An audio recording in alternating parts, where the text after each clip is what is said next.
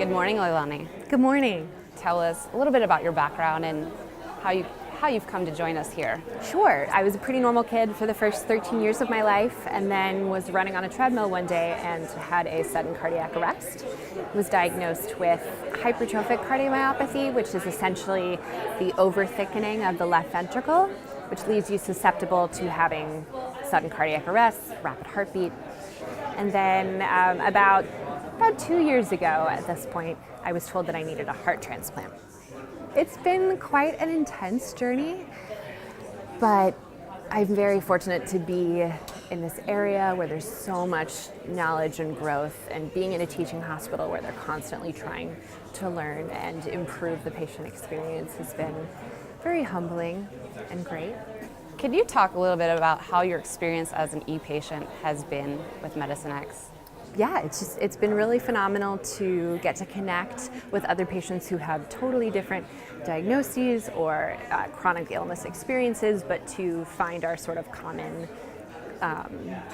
issues or barriers to trying to live a fulfilling quality of life. What might you say to other patients that are considering the opportunity of becoming an ePatient? Oh, totally do it. First of all, you get to come to California, so it's not bad.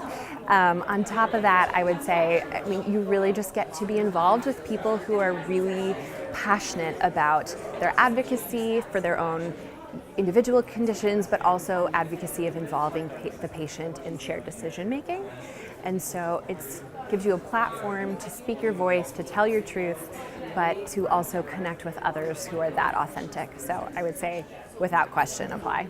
If there's a moment now where you want to send a message and share some information with stakeholders about the experiences you've gone through, is there one thing that comes to mind? Transparency. There's just no walls. I feel like I can approach a very esteemed doctor, I can approach a first-year medical student, and just talk with them in a very open and authentic way that without this conference I would probably feel less comfortable reaching out directly.